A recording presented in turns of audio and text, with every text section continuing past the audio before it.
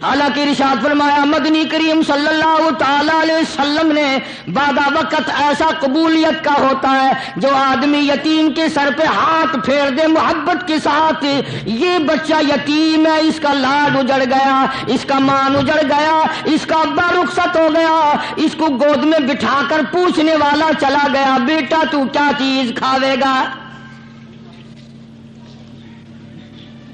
हुजूर करीम सल्लल्लाहु ताला अलैहि वसल्लम ने फरमाया जब यतीम के सर पे आदमी मोहब्बत के साथ शफकत के साथ हाथ फेरता है, अल्लाह पाक यूं फरमाते हैं मुझे अपनी किबरियाई की कसम, जितने बाल उसके हाथ के नीचे आ जाते हैं उतनी नेकियां हाथ फेरने वाले के नामे अमाल में लिख दी जाती है।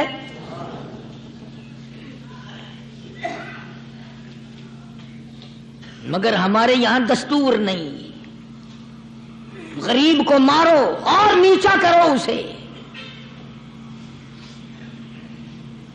जनाबे मदनी करीम सल्लल्लाहु ताला अलैहि वसल्लम तशरीफ ले जा रहे हैं, रास्ते में कुछ बच्चों को खेलते हुए आपने देख लिया,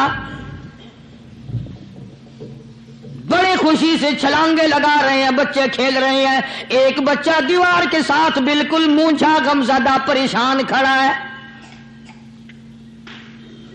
हुजूर करीम सल्लल्लाहु ताला अलैहि वसल्लम की निगाह मुबारक उस बच्चे पे पड़ गई। आपने करीब तशरीफ लाकर उससे पूछा, ओ बच्चे, सारे बच्चे खेल रहे हैं, तू क्यों नहीं खेलता? कहने लगा मेरा खिलाने वाला दुनिया से चला गया, कैसे खेलूं? अब्बा नहीं, अम्मा नहीं, हर वक्त परेशान रहता हूं, लोगों के दरवाजों पे चौखटों पे धक्के खाता हूं।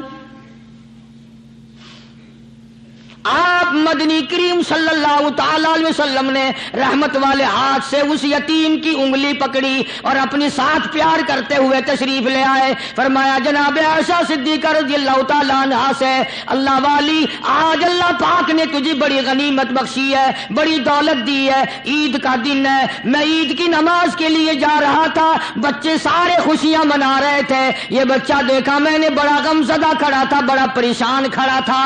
अब मैंने इससे पूछा आज ईद का दिन है, तू खुशी क्यों नहीं मनाता? बच्चा ने जवाब दिया मेरी खुशी मनाने वाले दोनों ही चले गए।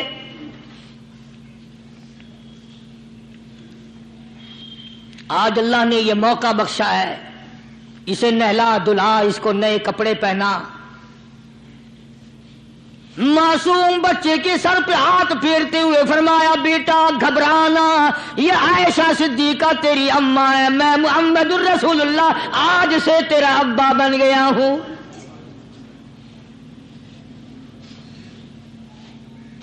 नहलाया धुलाया, खिलाया पिलाया, हंसाया, उसे बुलाया, साथ लेकर जब हुजूर करीम सल्लल्लाहु ताला अलैहि वसल्लम उन बच्चों के पास से फिर गुजरे जो पहले खेल रहे थे।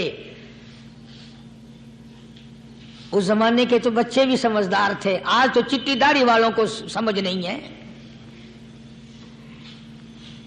कब्र बिल्कुल किनारे, कब्र के किनारे पे खड़े हैं, फिर भी समझ नहीं।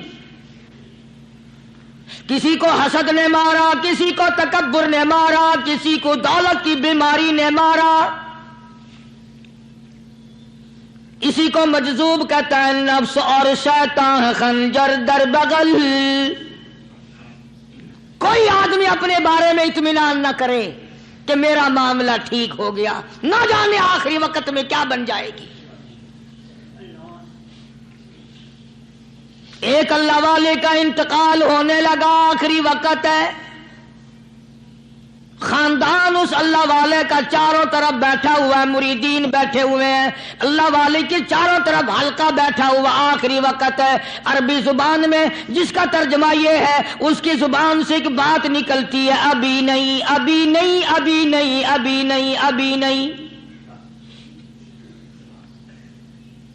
मरने के बाद किसी ने ख्वाब में देखा तो पूछा हजरत जी दुनिया दुरूद शरीफ पढ़ती है, मरते वक्त कलमा पढ़ते हैं, अल्लाह अल्लाह करते हैं, ये आप अभी नहीं क्या फरमा रहे थे?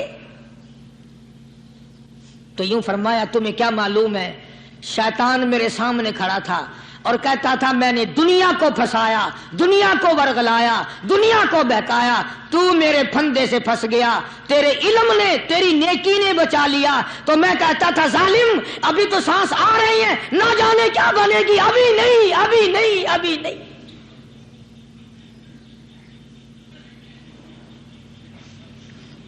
اسی کو مجذوب کہتا ہے، کیا معلوم کیا بن جائے گا، کس حال میں دم نکلے گا، رات کو کیا ہو جائے گا، دن کو کیا بن جائے گا۔ فرمایا نفس اور شیطان ہے خنجر در بغل، نفس اور شیطان ہے خنجر در بغل، وار ہونے کو ہے اے غافل سنبھل۔ آیا دشمن کا وار، 4 نمازیں پڑھی، باقی ساری دنیا کافر نظر آنے لگ جاتی ہے۔ میں نمازی ہوں، یہ سارے بے ایمان پھرتے ہیں۔ شیطان پیدا کرتا ہے یہ چیزیں۔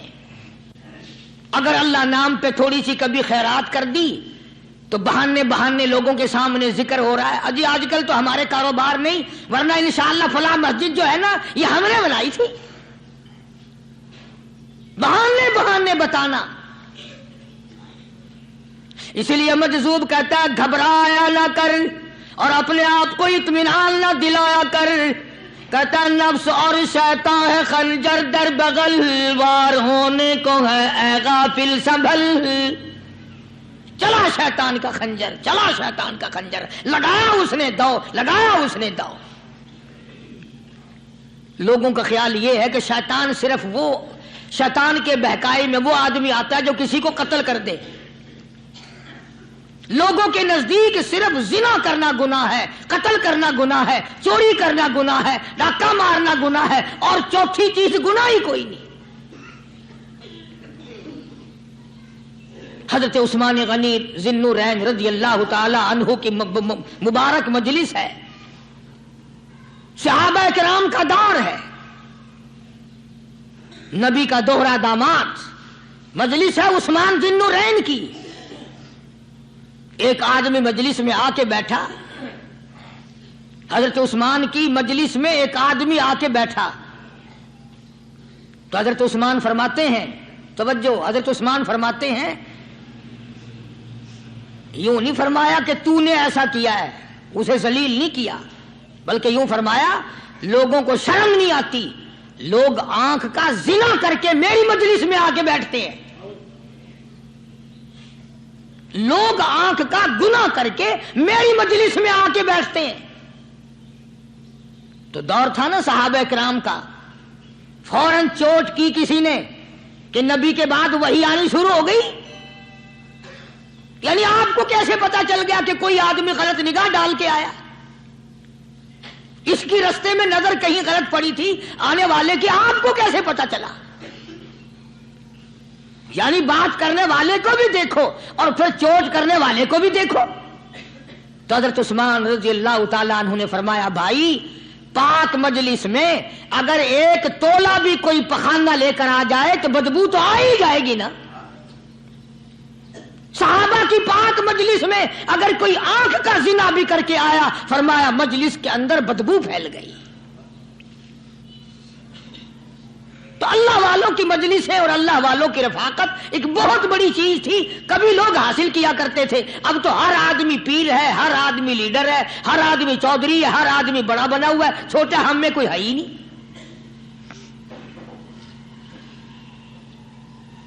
اور ان ولیوں کی بھی الگ الگ بیچاروں کی رمزیں ہوتی ہیں۔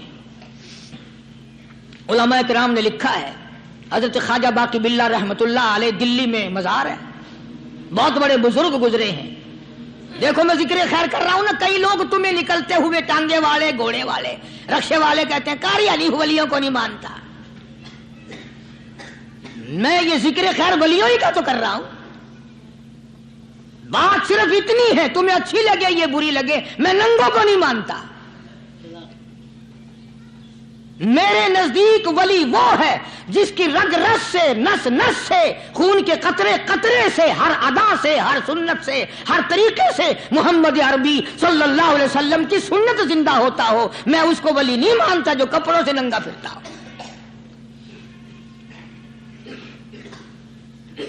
خواجہ باقی باللہ رحمت اللہ علیہ کو भटियारे ने देखा एक तबाही तंदूर वाला। हजरत ख्वाजा साहब को देखा कि जामिया मस्जिद दिल्ली के पैड़ियों पे सीढ़ी पे कभी चढ़ते हैं कभी उतरते हैं, कभी चढ़ते हैं कभी उतरते हैं, परेशानी का आलम। तो तबाही तो जरूर था, भटियारा तो था, मगर था तो दिल्ली का। वो समझ गया कि हजरत को कोई परेशानी है। पहुंचा और जाके कहने लगा, हजरत क्या बात है, आज रात काफी गुजर गई है, आराम फरमाओ, कभी चढ़ते हो कभी उतरते हो, परेशानी क्या परेशानी है? फरमाया 4 मेहमान हैं, खाना खिलाना है, मेरे पल्ले कुछ नहीं। अंदाजा लगाओ, अभी अभी वली ये कह रहा कि मेरे पल्ले ढेला दमड़ी कुछ नहीं, 4 मेहमान हैं, शर्मिंदा हूं उनको खाना खिलाने के लिए। तो वो कहने लगा, हजरत ये कौन सी फिक्र की बात है, मैं भी लाता हूं। वो खाना लाया और हजरत के मेहमानों को खाना खिलाया। खाना खा लिया, फारिग हो गए। देखो वली की बात, अभी तो कहता था कि रोटी नहीं है, और अभी अभी वही वली कहता है भटियारे का हाथ पकड़ के, मांग क्या मांगता है, मांग क्या मांगता है। अब तेरे जैसा अगर वहां होता तो कहता कि जी कोई गवर्नरी शर्वनरी दिलाओ, असेंबली की मेंबरी दिलाओ। कोई तोड़े इलाके का ढेर सियाना हो गया तो आख्या कि जी मैं को बई पर ना दो, पहली पुरानी थी गई है, हूं मैं को कोई नवी लावी चा पर ना हो। यह शय मंगनी है, और क्या मंगेया। ख्वाजा बाकी बिल्ला रहमतुल्लाह अलैह भटियारे का हाथ पकड़े खड़े हैं, फरमाने लगे, मांग क्या मांगता है। वो तबाही भी दिल्ली का था ना। कहने लगा, हजरत बस अल्लाह का दिया सब कुछ है, बस आप रहने दें। फरमाया, नहीं नहीं, मांग क्या मांगता है। उसने कहा, हजरत फिर अगर देने पे ही आए हो ना, और अगर इतना ही दरियाए करम जोश में है और आप देने का जज्बा लिए हुए हैं, फिर मुझे अपने जैसा बना दो, अपने जैसा बना दो। क्या मांगा है, मुझे अपने जैसा बना दो। फरमाया, नहीं बर्दाश्त कर सकेगा। कहने लगा, फिर पूछते क्यों हो क्या मांगता है, जब देना ही कुछ नहीं तो पूछते क्यों हो। अगर देने पे आए हो अपने जैसा बना दो। यूं लिखा है कि ख्वाजा बाकी बिल्ला ने उस भटियारे को अपने सीने से लगा करके थोड़ा सा दबाया, तब पटाख करके रूह निकल गई भटियारे की। भला जो तजल्लियाते खुदाबंदी बतदरीज आहिस्ता आहिस्ता सीने में आए थे, उनका करंट वो यकदम बर्दाश्त कैसे करता। मेरा अर्ज करने का मकसद यही है कि हम लोग अपने आप को कब संभालेंगे, और वो कौन सा वक्त आएगा कि हम इस बात के कायल होंगे और तस्लीम करेंगे कि जो करता है खुदा करता है, बंदा कुछ नहीं कर सकता। तो मैंने इसलिए अर्ज किया, मजजूब कहता है, नफ्स और शैतान है खंजर दर बगल, नफ्स और शैतान है खंजर दर बगल, वार होने को है ऐ गाफिल संभल। कभी 4 दिन बैठ के अल्लाह अल्लाह कर ली, तस्बीह फेर ली, तो दूसरों को ये तो दुनिया के धंधे में फंसे हुए हैं, मैं बहुत बड़ा वली हूं, मैं बहुत बड़ा अब्दाल हूं, मुझसे बड़ा तो कोई नेक है ही नहीं। ये बहुत बड़ी मार है शैतान की। इसी को कहता है कि नफ्स और शैतान है खंजर दर बगल, वार होने को है ऐ गाफिल संभल। आ न जाए दीनो ईमान में खलल, आ न जाए दीनो ईमान में खलल, बाज आ बदामल। कुछ तो सोच, किसकी तू पैदावार है, किसने तुझे बनाया, किसने तुझे ये आंखें दी, किसने ये लब दिए, किसने ये दिल दिया, किसने ये दिमाग दिया, किसने ये शऊर बख्शा, किसने ये सारी चीजें अता फरमाई। अल्लाह पाक की जात फरमाती है, ओ लोगों मुझे भी बड़ा दुख लगता है, मुझे भी बड़ा सदमा होता है, मेरा कहर जोश में आ जाता है जब प्यारी शक्ल बनाऊं मैं, प्यारी सूरत बनाई मैंने, प्यारा माथा सोनी शक्ल बनाई मैंने, जब जब मेरी चौखट के सिवा दूसरों के दरवाजे पे जाके तू माथा रखता है, फरमाया मेरा कहर जोश में आता है तुझे बर्बाद कर दूं।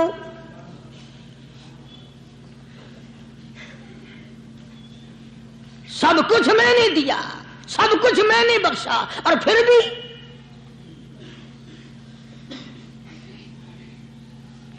शाह अब्दुल कुद्दूस गंगोही रहमतुल्लाह अलैह बहुत बड़े बुजुर्गों में से गुजरे हैं, बहुत बड़े अल्लाह वाले थे। एक रास्ते से गुजर रहे हैं, मुरीदीन साथ हैं, हल्का साथ है, रास्ते में एक गंदगी का ढेर पड़ा हुआ था, बदबू आ रही थी। तो शाह अब्दुल कुद्दूस ने अपने हल्के असर के लोगों से और मुरीदों से कहा ठहर जाओ। हालांकि लोग नाक पे कपड़ा रखकर जल्दी गुजरना चाहते थे, बदबू से बचने के लिए तेज रफ्तार वहां से गुजरना चाहते थे, मगर शेख के कहने पर खड़े हो गए। शुक्र है तुम ना थे, तुम जैसे वहां मुरीद भी नहीं थे, वरना कहते कि ए फिट गया शेख है, तो पता ही नहीं लगता बुराई दा चंगाई दा, गंदगी दे पे कोलसा को खड़ाई खड़े। शाह अब्दुल कुद्दूस रहमतुल्लाह अलैह गंगोही रहमतुल्लाह अलैह ने फरमाया, ओ लोगों, ये गंदगी, ये पखाना, ये अफोलत वाली चीज तुम्हें एक सबक दे रही है। वो बड़े हैरान हुए कि गंदगी सबक दे रही है कि हाँ, ये बदबू का ठिकाना ये सबक दे रहा है कि हाँ, ये एक सबक तुम्हें पढ़ा रहा है। और वो क्या? शेख फरमाने लगे, ये गंदगी तुमसे कहती है, ओ लोगों, कल से पहले पहले मैं मिठाई की सूरत में हलवाई की थाल में रखा हुआ था, जो देखता था उसके मुंह में पानी आ जाता था। हलवे की सूरत में था, जलेबी की सूरत में था, इमरती की सूरत में था। और गंदगी का ढेर लोगों तुमसे ये कहता है, कल मैं फ्रूट वाले की टोकरी में रखा हुआ था, अनाज की शक्ल में था, गल्ले की शक्ल में था, फल की शक्ल में था, फ्रूट की शक्ल में था, मिठाई की सूरत में था। जो मुझे देखता था उसको मैं प्यारा लगता था, मेरी चाहत मालूम होती थी, मेरी जरूरत मालूम होती थी, जो देखता था मुंह में पानी आ जाता था। ओ इंसान, एक रात तेरे पेट में जाने का इत्तेफाक हुआ, ओ इंसान आ देख ले मेरा क्या हाल बन गया।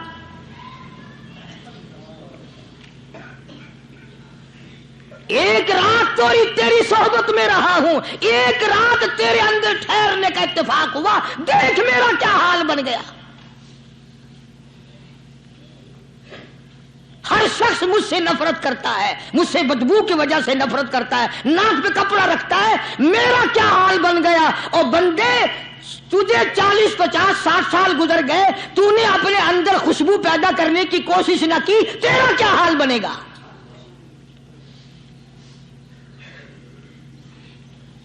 सारे लोग हैरान हुए कि शेख ने क्या बात फरमाई।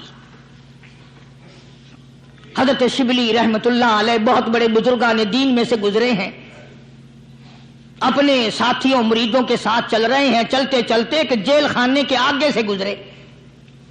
वहां किसी डाकू की लाश लटकी हुई थी, ऐसी लाश के जिसके दोनों पैर नहीं, दोनों हाथ नहीं, गर्दन नहीं,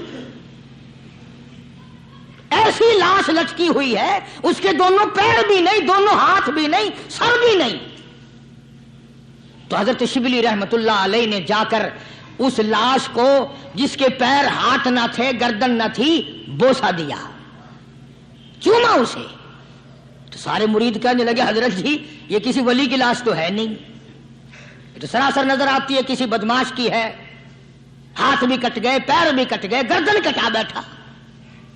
तो हजरत शिबली रहमतुल्लाह अलैह फरमाने लगे कि मैंने इसको बोसा इसलिए दिया कि इसने मुझे एक सबक दिया है, इस लाश ने मुझे एक सबक दिया, और वो ये कि वो इस्लाम का जमाना था कि इसने एक दफा चोरी की, एक हाथ कट गया, फिर चोरी की, दूसरा हाथ कट गया, फिर चोरी की, एक पैर कट गया, फिर चोरी की, दूसरा पैर कट गया, फिर चोरी की, गर्दन कटा दी। इसने मुझे ये सबक दिया, शिबली मुझे चोरी से प्यार था, सारा कुछ कटा बैठा मगर बाद ना आया, तुझे तेरे रब से प्यार है, टीमा बनवा लेना मगर छोड़ना नहीं।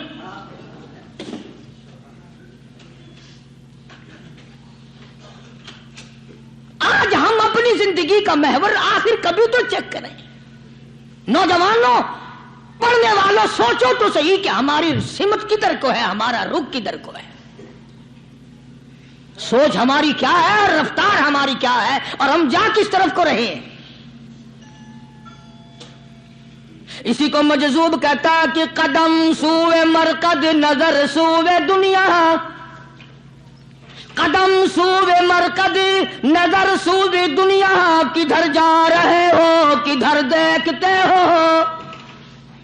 روزانہ قدم بقدم قبر کے قریب ہو رہے ہیں، قبر کے نزدیک آ رہے ہیں. ایک ایک قدم ہمارا آگے سے آگے، آگے سے آگے بڑھ رہا ہے، اور نظر ہماری اوپر اوپر چلی جا رہی ہے. اس سے بڑا بن جاؤں، اس سے بڑا بن جاؤں، اس سے بڑا بن جاؤں. حضرت شیخ عطار فرید الدین رحمت اللہ علیہ بہت بڑے بزرگان دین میں سے گزرے ہیں. اسی بات کو نقشہ کرتے ہوئے فرماتے ہیں کہ مرد راہ راہ بوریا قالین بود، مرد راہ راہ بوریا قالین بود، زاں کے خستش عاقبت بالین بود. اللہ والے کے لیے یہ چٹائی، یہ کھجور کی چٹائی قالین ہے، غلیچہ ہے، صوفہ سٹا ہے، یہی تخت شہنشاہی ہے. کیوں؟ اس لیے کہ آخر کار سرانہ جو ہے وہ کچی مٹی کا بننا ہے. اور شیخ نے بڑی عجیب بات کہی آگے چل کر، کہتا ہے کہ خرقہ پشمینہ را بردوش کن، خرقہ پشمینہ را بردوش کن، شربت ادنا مرادی نوش کن. پرانی گدڑی، پرانا کپڑا جو ہے تو اس کو اپنے لیے غنیمت جان، نہ جانے نوا کپڑا آیا نہیں اور تیری زندگی کو فنا ہو جائے. یہی نظر تھی ان حضرات کی. جناب ابو بکر صدیق سبقہ رضی اللہ تعالی عنہ خلیفہ بلا فصل ہیں، امیر المؤمنین ہیں، مدنی کریم صلی اللہ تعالی وسلم کے جانشین ہیں، حضور کے سسر ہیں. آخری وقت ہے جناب ابو بکر صدیق رضی اللہ تعالی عنہ کا، بالکل آخری وقت ہے. چنانچہ حضرت عائشہ صدیقہ رضی اللہ تعالی عنہا کے ہاتھ میں صدیق اکبر نے ایک کپڑا دیکھا، نیا،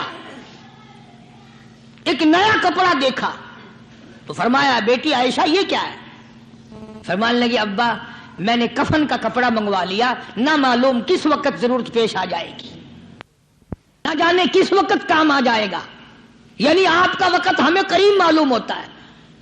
جناب ابو بکر صدیق رضی اللہ تعالیٰ عنہ نے فرمایا عائشہ ہرگز اجازت نہیں،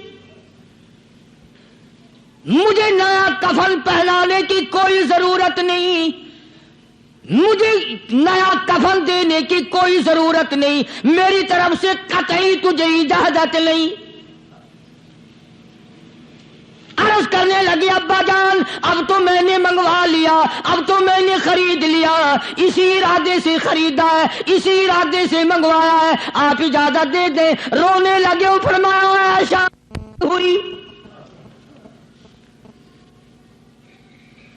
تو تو ام المومنین میں سے ہے، تو نبی پاک صلی اللہ علیہ وسلم کی گھر والی ہے، اور تیری جھولی میں قرآن اترتا تھا، تیری جھولی میں حضور کی وفات ہوئی ہے، تیرے حجرے میں وفات ہوئی ہے، تیری گود میں حضرت کی وفات ہوئی ہے. تو بتا کہ کالی کملی والے صلی اللہ علیہ وسلم کا لباس کیسا تھا. آج اس چٹخ پٹخ نے تباہی پھیر دی. اور تو بعد آؤ نہ تباہی پھیرو. ہر روز نئے سوٹ، نئے سوٹ، نئے کپڑے، نئے کپڑے، نئے کپڑے، اور اگلی جہان کی تیاری قطعی نہیں. بڑی عجیب بات کہی کسی نے، کہتا منہ دیکھ لیا آئینے میں. شیشہ دیکھتی ہیں نا عورتیں، آج کل نوجوان عورتوں سے بھی زیادہ شیشہ بار بار دیکھتے ہیں. کہتا منہ دیکھ لیا آئینے میں، منہ دیکھ لیا آئینے میں، اور داغ نہ دیکھا سینے میں. منہ دیکھ لیا آئینے میں اور داغ نہ دیکھا سینے میں، کیا خوب لگا دل جینے میں، کیا خوب لگا دل جینے میں. مرنے کو مسلمان بھول گئے اور لوگوں کبھی تو سوچ لیا کر، آج چہرے کی صفائی ہے، کپڑے کی صفائی ہے، بدن کی صفائی ہے، بالوں کی صفائی ہے، مگر دل پلیتی سے بھرا پڑا ہے۔ اس میں صفائی کب آئے گی؟ وہ کون سا وقت ہوگا کہ تیرا دل شرک سے پاک ہوگا، بدعت سے پاک ہوگا، محمد عربی صلی اللہ علیہ وسلم کی بغاوت سے تیرا دل پاک ہوگا، اور تجھے شرم نہ آئے گی یہ منہ لے کر آقا کے دربار میں تو شفاعت کے لیے جائے گا؟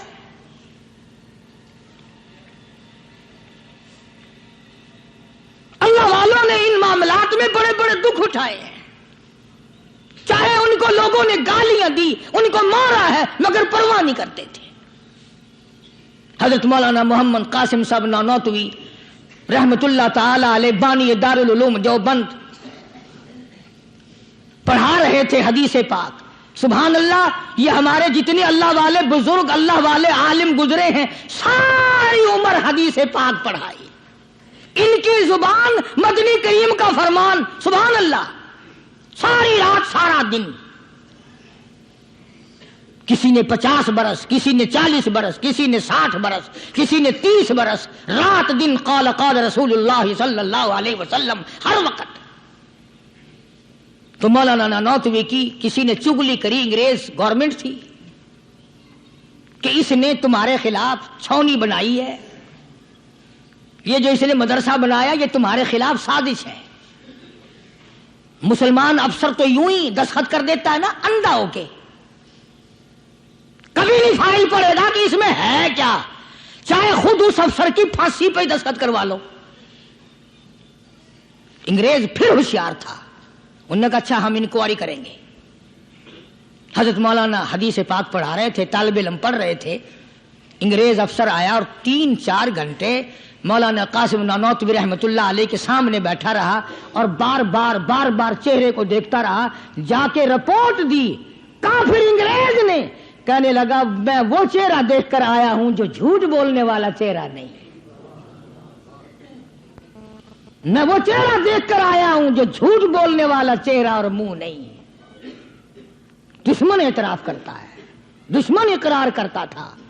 علامہ انور شاہ کشمیری رحمت اللہ علیہ سہارنپور کے اسٹیشن پہ، ریلوے اسٹیشن پہ ٹکٹ لینے کے لیے کھڑکی کے سامنے آئے اور ٹکٹ کلرک کو پیسے دیے، اس نے ٹکٹ دیا، حضرت کو ٹکٹ دے کر پچھلی طرف سے گیٹ ہوتا ہے، دوڑ کر آیا اور آ کے کہنے لگا مولانا، ہندو تھا وہ، مولانا میں نے آپ کو ریل گاڑی کا ٹکٹ دے دیا، آپ مجھے جنت کا ٹکٹ دیں، کلمہ پڑھاؤ،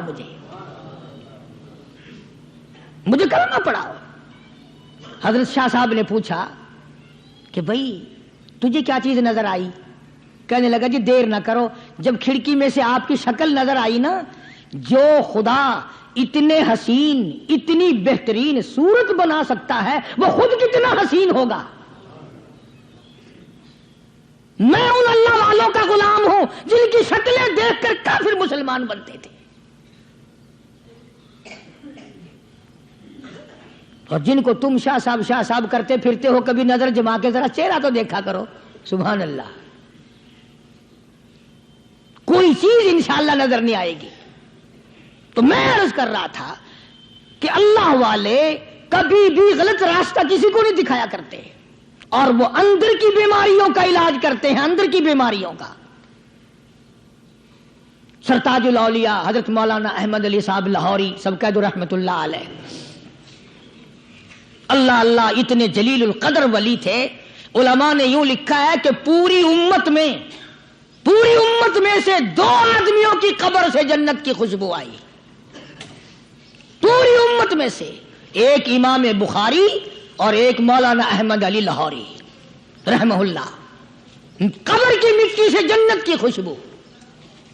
تو کیوں نہیں ہم ان لوگوں کی تابع داری کرتے، اور کیوں نہیں ہم اپنے حلقے اثر میں ایسے بزرگوں کا طریقہ کار لاتے جو ہمیں سیدھا منزل مقصود تک لے جائے۔ اسی کو کہتا ہے کہ مسلک سنت پہ اے سالک چلا جا بے دھڑک، مسلک سنت پہ اے سالک چلا جا بے دھڑک، جنت الفردوس کو سیدھی گئی ہے یہ سڑک۔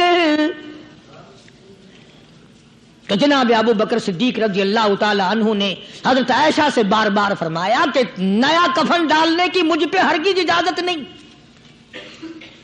اور جب جناب رسول کریم سب کہہ دو صلی اللہ علیہ وسلم کے بارے میں حضرت صدیق اکبر رضی اللہ تعالیٰ عنہ نے جناب عائشہ صدیقہ رضی اللہ تعالیٰ عنہ سے پوچھا کہ حضور کا کیا لباس تھا اور حضور کے کیسے کپڑے تھے، تو حضرت عائشہ رونے لگی، اور جب بتایا تو حضرت عائشہ کو فرمایا بیٹی یہ نیا کفن جو تو نے منگا لیا ہے اس کا کفن پہن کر قبر میں جانے سے کوئی فائدہ نہیں، وہاں نئے کپڑے کا لحاظ نہیں، وہاں خوبصورت کپڑے کا لحاظ نہیں، وہاں اچھے کپڑے کا لحاظ نہیں، وہاں تو اعمال دیکھے جائیں گے، وہاں تو اعمال کی ضرورت ہے، کپڑوں کو کوئی نہیں دیکھتا وہاں۔ جانشین پیغمبر فرماتے ہیں عائشہ یہ کپڑا سنبھال کر رکھ لے، مدینے کی کسی بیوہ کا دوپٹہ بن جائے گا، کوئی پردہ کر لے گی، مدینے کے کسی یتیم کا کرتا بن جائے گا، میں نیا کفن لے کر جاؤں مجھے کیا فائدہ ہوگا؟ دعا کر کہ میں اپنے محبوب حضور کریم صلی اللہ علیہ وسلم کے دربار میں جب جاؤں تو مجھے شرمندگی اٹھانی نہ پڑے۔ چنانچہ حضرت ابو بکر صدیق رضی اللہ تعالی عنہ کو وہ کفن نیا نہیں دیا گیا۔ اب ایک اور آخری بات بڑی عجیب ہے، بڑی اچھی ہے، دل کی تختی پہ لکھ کے لے جاؤ، لڑائی بڑائی والی بات نہیں، لکھ کے لے جاؤ، انشاءاللہ ذمہ دار ہوں۔ جناب فاطمہ الزہرا رضی اللہ تعالیٰ عنہا پیغمبر کی لخت جگر، نبی کی نور نظر، حسنین کریمین کی اماں، علی مرتضی رضی اللہ تعالیٰ عنہ کی گھر والی فوت ہو گئی، وفات پا گئی، انتقال فرما گئی۔ جب قبر میں جناب خاتون جنت رضی اللہ تعالی عنہا کو اتارنے لگے، حضرت ابو ہریرہ رضی اللہ تعالی عنہ نبی کا دیوانہ یوں قبر پہ کھڑا ہو گیا، قبر کی طرف منہ کر کے اندر کو منہ کر کے کہنے لگا قبر تجھے کیا معلوم ہے آج ہم تیرے اندر کس کو رکھ رہے ہیں؟ یہ کالی کملی والے کی لخت جگر ہے، یہ نبی کی نور نظر ہے، یہ حسنین کریمین کی اماں ہے، علی مرتضی کی گھر والی ہے، اور قبر یہ عام جنازہ نہیں، عام میت نہیں، یہ امام الانبیاء محبوب کبریا کی بیٹی ہے، خاتون جنت ہے۔ صحابی نے یوں قبر کو منہ لگا کر آواز دے دی۔ مسند کی روایت میں ہے کہ قبر میں سے واپسی جواب آیا، قبر کے اندر سے جواب آیا، اور دیوانے اور پروانے یہ قبر ہے تخت شہنشاہی نہیں،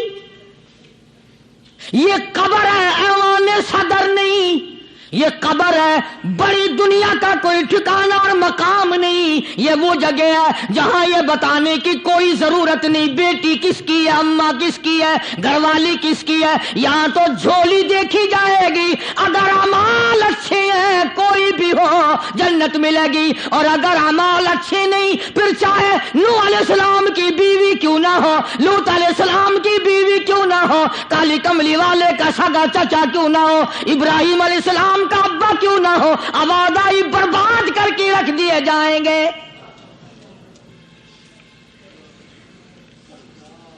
یہ تو عمل کی جگہ ہے، عمل کی۔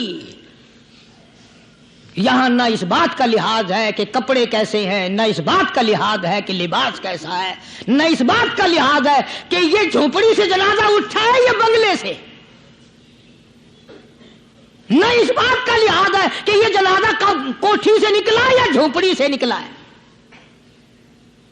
یہاں تو ایمان دیکھا جائے گا، یہاں تو اعمال کی جھولی دیکھی جائے گی، ورنہ اور کوئی صورت یہاں پہ نہیں ہے۔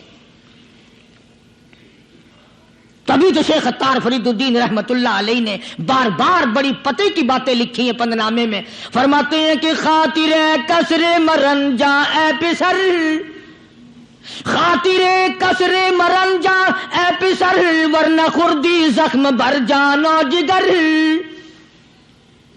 کسی کے دل پہ ناجائز تیر نہ چلایا کر، کسی کو نہ ستایا کر کہ کل تیرے دل کو اچانک تیروں سے گھائل نہ کر دیا جائے۔ تو اپنے آپ کو بچا، اپنی سنبھال۔ اسی کو کہتا کہ روزہ با از غیبت مردم ببن، روزہ با از غیبت مردم ببن، تا نبینی دست و پائے خود ببند۔ جا لوگوں کے گلے سے چگلی سے اپنی زبان کو بند کر، تاکہ قیامت کے دن تیرے ہاتھ پاؤں بندھے ہوئے نہ آئیں۔ اب یہ ولی نے تو بات کہہ دی، مگر آپ کیسے سمجھیں؟ حدیث پاک میں آتا ہے، حضرت شاہ عبد العزیز صاحب دہلوی رحمۃ اللہ علیہ نے لکھا ہے کہ قیامت کے دن اللہ کی عدالت میں لوگوں کو الگ الگ صورتوں میں پیش کیا جائے گا۔ ایک قوم آئے گی، ایک جماعت آئے گی، لوگ آئیں گے، ان کے دونوں ہاتھ پاؤں بندھے ہوئے آئیں گے، جیسے مشک نہیں باندھ دیتے قاتلوں کی، پیر بھی بندھے ہوئے، ہاتھ بھی بندھے ہوئے۔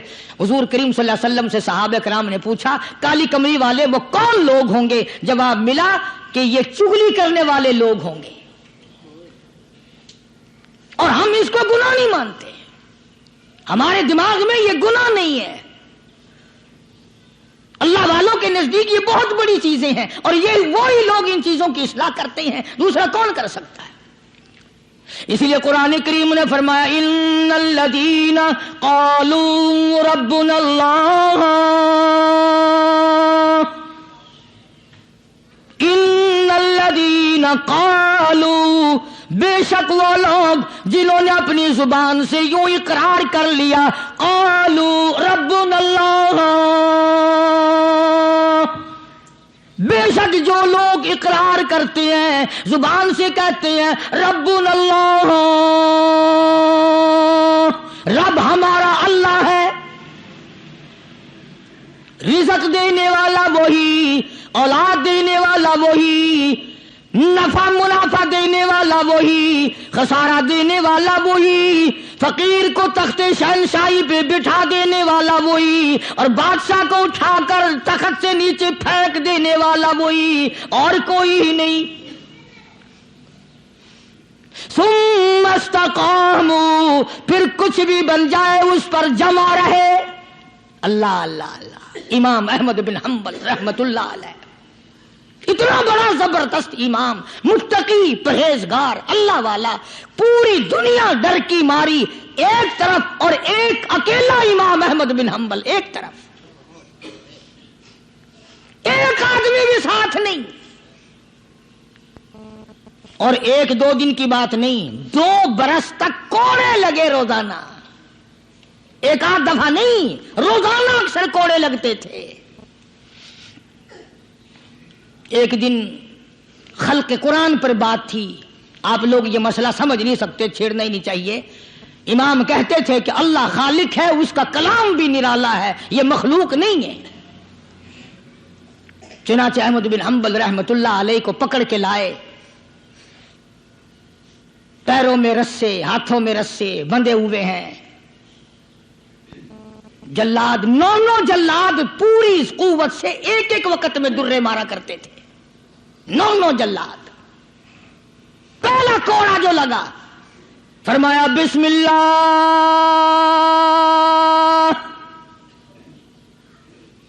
دوسرا کوڑا پڑا، فرمایا الحمدللہ، تیسرا کوڑا لگا، فرمایا الا ان کلام اللہ غیر مخلوق، خبردار اللہ کا کلام مخلوق نہیں۔ جس بات پہ کوڑا لگا تھا وہی اعلان پھر کیا۔ علماء نے لکھا ہے کہ ایک جلاد نے اتنا زور سے کوڑا مارا کہ جو سلوار یا پاجامہ پہن رکھا تھا، اندازہ لگاؤ چمڑے کا کیا بنا ہوگا، کمر بند ٹوٹ گیا، زار بند ٹوٹ گیا کوڑے کی ضرب سے۔ اگر آپ کی توجہ ہے اور ان حضرات کو کچھ سمجھ سکتے ہو، علماء نے لکھا ہے کہ جب کمر بند ٹوٹا، زار بند ٹوٹا، احمد بن حنبل کے ہاتھ پیر بندھے ہوئے ہیں، یوں آسمان کی طرف نگاہ اٹھائی، الہی تیرے قرآن کی وجہ سے مار کھاؤں، تیری عزت کا واسطہ، تیرے قرآن کی آبرو ہے، یا اللہ ان لوگوں کے سامنے ننگا نہ کر۔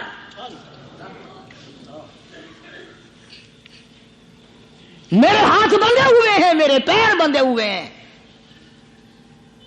میں نے چوری نہیں کی، میں نے ڈاکہ نہیں مارا، میں نے قتل نہیں کیا، میں تیرے قرآن کے پیچھے مار کھا رہا ہوں۔ الہی میری آبرو تیرے قرآن کی آبرو، تیرے قرآن کی آبرو تیری آبرو۔ علماء نے لکھا ہے کہ وہیں ایک ہاتھ نمودار ہوا، ایک ہاتھ پیدا ہوا اور سکینٹ کے اندر دونوں سیرے زارمن کمر بند کے پکڑ کر گرا لگا دی۔ وہی ایک ہاتھ پیدا ہوا اور اس ہاتھ نے صرف ہاتھ دکھائی دیا، گرا لگا دی۔ احمد بن حنبل رحمت اللہ علیہ سے کسی نے دوسرے وقت میں بڑا اصرار مجبور کر کے پوچھا کہ احمد بن حنبل یہ ہاتھ کس کا ہو سکتا ہے جو ہاتھ آیا تھا، کوئی پہچان ہے؟ امام صاحب نے فرمایا ہاں، جناب رسول اللہ صلی اللہ علیہ وسلم کا دست مبارک تھا۔ میں یہ عرض کر رہا تھا کہ آج ہم لوگوں کو نہ کھرے کھوٹے کی پہچان ہے، نہ برے بھلے کی پہچان ہے۔ لوگوں دنیا کے معاملے میں بڑی آنکھیں کھول کے چلتے ہو، دین کے بارے میں اندھے بن کے نہ چلو، عقل کرو، سمجھو۔ اس لیے قرآن نے فیصلہ کر دیا، ان الذین قالوا ربنا اللہ ثم استقاموا فلا خوف علیہم ولا هم يحزنون اولئک اصحاب الجنة خالدین فیہا جزاء بما کانوا یعملون۔ یہی لوگ جنتی ہیں۔ اللہ فرماتے ہیں میں ان کے اعمال کے بدلے ان کو بڑے اچھے اچھے عطا کروں گا۔ یہ تھا ان آیتوں کا حاصل اور ترجمہ جو میں نے ذکر کر دیا۔ اللہ تبارک و تعالی ہم سب کو اللہ والوں کی مجلس نصیب فرمائے، اللہ والوں کی باتیں نصیب فرمائے، ان پہ عمل کرنے کی توفیق عطا فرمائے۔ وآخر دعوانا ان الحمدللہ رب العالمین۔ دو اعلان سن لیجئے دعا سے پہلے۔ ابھی نماز جمعہ کے بعد وقت کے بہت بڑے عالم، شیخ الحدیث، جنہوں نے ساری زندگی مدنی کریم صلی اللہ علیہ وسلم کی حدیث پاک پڑھانے میں گزار دی، جناب مفتی عبداللہ صاحب رحمۃ اللہ علیہ کا انتقال ہو گیا۔ خیر المدارس میں 4 بجے خیر المدارس میں جنازہ ہوگا۔ تمام حضرات شرکت فرما کر ثواب دارین حاصل کریں۔ مفتی عبداللہ صاحب بہت بڑی عظیم شخصیت تھی، بہت اللہ والے تھے، ساری عمر دینی مشغلہ رہا، دین کی تعلیم دی، مکہ مکرمہ میں جا کر کے پڑھا رہے تھے، تکلیف ہوئی واپس تشریف لے آئے، آج رات ان کا انتقال ہو گیا۔ انا للہ و انا الیہ راجعون۔ دوسرا اعلان یہ ہے، کل شام کو انشاءاللہ ڈبل پھاٹک کی طرف چوک لیاقت آباد کے پاس مدرسہ حقانیہ میں سیرت النبی صلی اللہ علیہ وسلم کے نام عنوان پر جلسہ ہوگا۔ میں وہاں جاؤں گا، انشاءاللہ بیان ہوگا۔ تمام حضرات تشریف لائیں، کوشش کر کے اپنے ساتھ ساتھیوں کو بھی لائیں اور خود بھی تشریف لانے کو۔ کل رات عشاء کی نماز کے بعد چوک لیاقت آباد ڈبل پھاٹک کے قریب پرانا شجاباد روڈ، وہاں ایک مدرسہ ہے، اس میں جلسہ ہوگا۔ زیادہ سے زیادہ تشریف لانے کی کوشش کریں، اللہ عمل کی توفیق عطا فرمائے اور اللہ پاک ہم سب کو پر اپنا فضل و کرم فرمائے۔ بسم اللہ الرحمن الرحیم۔ اللہم صلی وسلم وبارک علی سیدنا و مولانا محمد النبی الامی الہاشمی وعلی آلہ واصحابہ برۃ الکرام۔ قاری محمد ادریس صاحب ہیں، ان کی بیوی فوت ہو گئی ہے، ان کے لیے بھی دعا کرو۔ ایک مہینے کا یہاں بھیجا ہے کہ میرے بھائی کا ایکسیڈنٹ ہو گیا ہے، اس کے لیے بھی دعا کرو۔ اللہ تعالیٰ اللہ تبارک و تعالیٰ جناب مفتی صاحب کو جوار رحمت میں جگہ عطا فرمائے، جنت الفردوس میں جگہ عطا فرما۔ ہمارے سارے بزرگوں کو جنت الفردوس میں جگہ عطا فرما۔ ہمارے اساتذہ استاد جنہوں نے ہمیں دین پڑھایا، یا اللہ سب کے درجے بلند فرما، مشائخ کے درجوں کو بلند فرما، ہم سب کے والدین کی مغفرت فرما، سب کے عزیز و اقربا کی مغفرت فرما۔ قاری محمد ادریس صاحب کی اہلیہ انتقال فرما گئی، اللہ تعالیٰ مرحومہ کی قبر کو جنت کا باغ بنائے۔ ایک مائی ہے، اس کے بھائی کا ایکسیڈنٹ ہو گیا، میرے بھی پھپھی کے لڑکے کا ایکسیڈنٹ ہوا، اب تک نشتر میں ہے، یا اللہ سب کو صحت کاملہ عطا فرما، سارے بیماروں کو شفا عطا فرما، سب کے دکھ دردوں کو دور فرما، یا اللہ سب کے روزی رزق میں برکت عطا فرما، سب کے کاروبار میں فصل میں برکت عطا فرما۔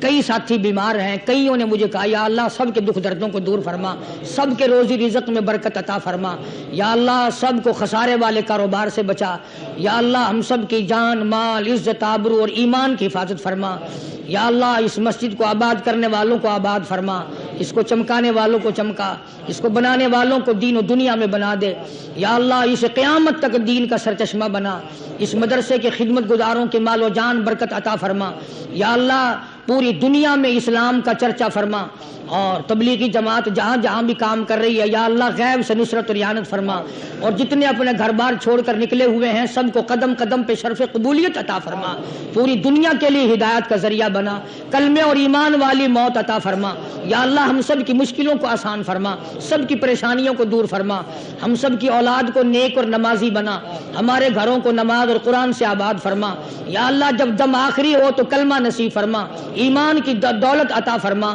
یا اللہ، ہم سب کو دین و دنیا میں سعادت عطا فرما، سرفرازی عطا فرما، قبر حشر کے عذاب سے ہم سب کی حفاظت فرما، ربنا تقبل منا انک انت السمیع العلیم وتب علینا انک انت التواب الرحیم، صلی اللہ علی حبیبہ محمد وعلی آلہ واصحابہ اجمعین برحمتک یا ارحم الراحمین۔